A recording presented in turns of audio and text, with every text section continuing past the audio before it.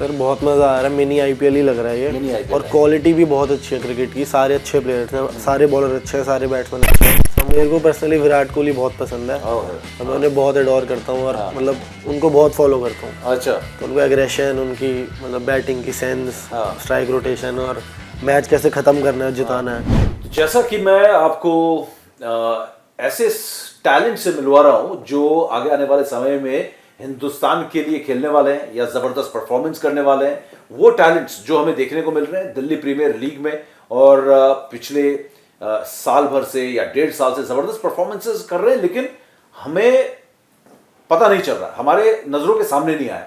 उनको अब मेरी कोशिश ये है कि आपके सामने लेकर आऊं उन यंगस्टर्स को, खासकर स्टार्स को सब पहचानते हैं, सब जानते हैं भाई ये तो सितारा है, ये सब देख लिया आपने, लेकिन वो जो स्टार बनने के लिए तैयार हैं उन सबको मैं आपके सामने लेकर आ रहा हूं। ये मेरी कोशिश है कि हमें पता चलना चाहिए कि कौन कौन ऐसे यंगस्टर्स हैं जो तैयार है हिंदुस्तान के लिए खेलने के लिए, आईपीएल की बड़ी टीम्स के लिए खेलने के लिए, उन प्लेयर्स को चैलेंज करने के लिए, उन प्लेयर्स को जगाने के लिए जो टीम में बने हुए हैं लेकिन अपने पुराने परफॉर्मेंसेस के दम पर लगातार टीम में बने हुए हैं, उन सबको भी जगाने के लिए कुछ ऐसे टैलेंट्स को मैं आपके सामने लेकर आ रहा हूं। तो उसी कड़ी में फिलहाल मेरे साथ एक और सुपरस्टार यंगस्टर जो कि टैलेंट के मामले में हर तरफ इनकी चर्चा हो रही है दिल्ली के अंदर और आईपीएल के स्काउट्स के बीच में भी, आर्यन राणा जी। हाँ, राणा जी हर तरफ चल रहे हैं। एक बात तो है कि अगर आप देखेंगे दिल्ली और दिल्ली के आसपास जो है हमारे, चाहे वो नीतीश राणा हो, हर्षित राणा हो, अर्पित राणा हो, आर्यन राणा हो। आर्यन,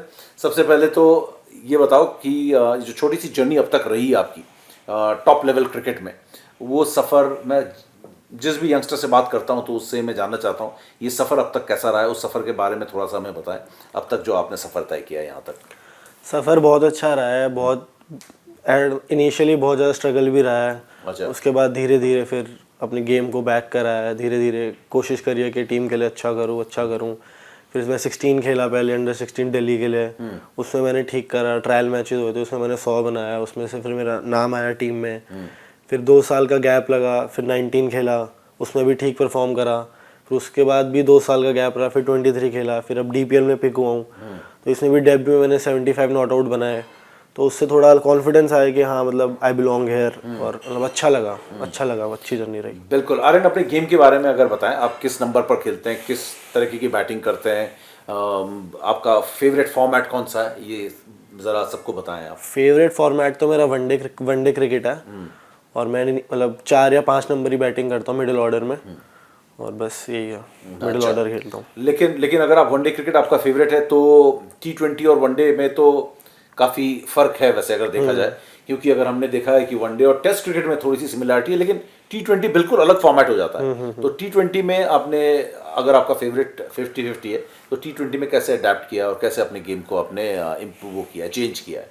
T20 में मतलब यही रहता है इनिशियली के पहले बॉल से अगर आपको मिल रहा है बॉल मारने का तो मारो, और स्ट्राइक रोटेट करते चलो, मतलब डॉट बॉल्स कम से कम खेलो, तो टीम को भी फायदा होगा और आपको भी उससे फायदा ही होगा। बिल्कुल। जो नया दौर है वो T20 का दौर है आर्यन, और इस दौर में हम देख रहे हैं कि बैट्समैन आते हैं राइट फ्रॉम द बॉल 1 जो होता है वो स्टैंड एंड डिलीवर, ये नया टर्म आ गया, आओ मारना शुरू कर दो। जैसे जॉस बटलर या आपके हम उम्र यशस्वी जायसवाल की बात करें, शुभमन गिल जो कि अभी भी T20 में अपने आप को इवॉल्व करने की कोशिश कर रहे हैं।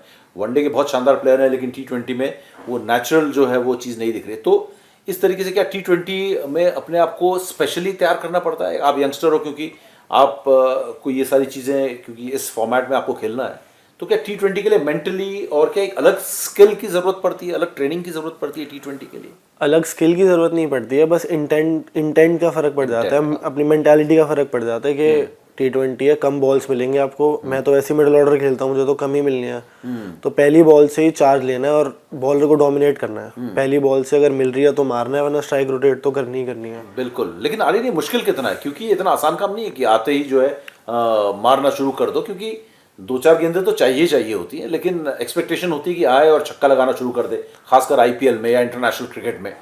हम आपको खेलते हुए ज़्यादा हमने देखा नहीं, क्योंकि अभी आप अंडर 16, अंडर 19 और अब डीपीएल में आए, तो आप क्योंकि तैयार हो रहे हो उस स्टेज के लिए, तो कितना मुश्किल काम है कि आते ही ये जो फॉर्मेट है, कहते हैं मेंटली ये कितना टैक्सिंग है या कितना चैलेंजिंग है कि आते ही मारो भाई बॉल 1 से लगाओ छक्के चौके? सर मुश्किल तो सब कुछ ही है, बट उस हिसाब से प्रैक्टिस होती है, आपकी मेंटालिटी होती है, प्रैक्टिस उस हिसाब से करते हो कि पहली बॉल मिल रही है तो मारनी है। तो प्रैक्टिस का बहुत फ़र्क पड़ जाता है कि किस इंटेंट से या किस किस जगह प्रैक्टिस कर रहे हो, किस दिमाग से प्रैक्टिस कर रहे हो। तो यही है कि मतलब अगर आप प्रैक्टिस अच्छी कर रहे हो, प्रैक्टिस में भी यही कर रहे हो कि भाई मारनी है, मिल रही है तो मारनी है, तो फिर अच्छा ही होता है सब। बिल्कुल। और अगर आप बात करें किस तरीके से एक जो यंगस्टर के लिए इस समय आपके लिए सबसे बड़ा चैलेंज क्या है कि टीम पहले हमारे, मैं जब 80s और 90s और अर्ली 2000 के प्लेयर्स को देखता था, उनके पास बहुत कम अपॉर्चुनिटीज होती थी, या तो टेस्ट क्रिकेट खेलो या वनडे खेलो। आपके पास अपॉर्चुनिटीज बहुत सारी हैं इन द सेंस कि T20 भी आ गया, IPL भी आ गया, कहने के लिए बहुत सारी चीज़ें होती, लेकिन इसके बाद भी हमें मालूम है, हमें नहीं दिख रहा है, आपको पता है बहुत सारे चैलेंजेस आपके सामने होंगे। तो सबसे बड़े चैलेंजेस क्या है यहाँ पर आर्यन, अगर आप देखते हो कि अगर टॉप लेवल में जाना है तो आपकी जनरेशन के लिए सबसे बड़ा चैलेंज क्या होता है? सर चैलेंज तो सोचा है कि ये मैंने ऐसा सवाल कि पहली बार सोचना बड़ा चैलेंज। चैलेंज तो ये होता है सर, देखो अब जैसे दिल्ली है, बहुत बड़ी स्टेट है, तो टीम पैक ही रहती है, मतलब सीनियर प्लेयर्स रहते हैं, पैक ही रहती है। तो मेन चैलेंज ये रहता है कि अब आप ऐसा क्या अलग करो कि आप सीनियर टीम में आ पाओ और वहाँ परफॉर्म कर पाओ।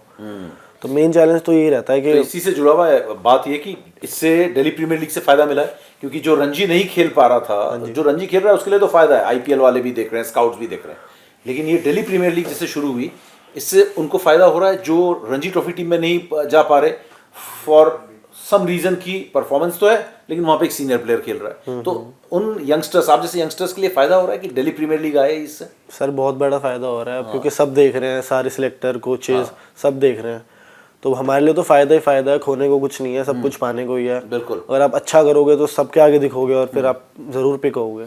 बिल्कुल। और सिर्फ सिलेक्टर कोचेज या स्काउट्स नहीं देख रहे हैं, अब आपको लाखों करोड़ों लोग भी देख रहे हैं, क्योंकि उन मैचेस का लाइव ब्रॉडकास्ट भी हो रहा है, कमेंट्री भी हो रही है, और देखिए हम जैसे जर्नलिस्ट जो हैं उनको भी पता पड़ रहा है लाइव ब्रॉडकास्ट देखकर कि भाई आर्यन राणा ने ऐसा कमाल किया है, या हिमांशु है, या एक जैसे हम देख रहे हैं बहुत सारे अच्छे अच्छे वंश है, तो बहुत सारे यंगस्टर्स के नाम हमारे सामने आ रहे हैं, क्योंकि लाइव ब्रॉडकास्ट देख रहे हैं, लाइव स्कोर कार्ड्स देख रहे हैं, लाइव सब कुछ चल रहा है। लेकिन DPL के क्वालिटी ऑफ क्रिकेट की बात करें, आपको कैसी क्वालिटी लग रही है DPL में? क्योंकि मैं जब मैच देखने गया तो मुझे लगा जैसे मैं IPL ही देख रहा हूँ, वन। और दूसरी चीज़ ये कि आप बहुत सारे इंडिया प्लेयर्स या इंटरनेशनल प्लेयर्स या IPL प्लेयर्स के साथ खेलने का भी आपको मौका मिल रहा है, एक जगह पे आ रहे हैं, और हर किसी की नज़र भी इस टूर्नामेंट पे आ रही है। तो यहाँ पर खेलकर कैसा मज़ा आ रहा है, किस तरीके का एक्सपीरियंस हो रहा है ये? सर बहुत मज़ा आ रहा है, मिनी IPL ही लग रहा है ये। मिनी IPL और है। क्वालिटी भी बहुत अच्छी है क्रिकेट की, सारे अच्छे प्लेयर्स हैं, सारे बॉलर अच्छे हैं, सारे बैट्समैन अच्छे हैं, तो मतलब कुछ गलत नहीं है, सब बढ़िया ही है, सब अच्छे प्लेयर्स हैं सारे। तो ये जो आपकी टीम के कोई सीनियर प्लेयर हैं, IPL प्लेयर्स हैं, इन सबसे मुलाकात होती है, बातचीत होती है? हाँ जी होती है बिल्कुल।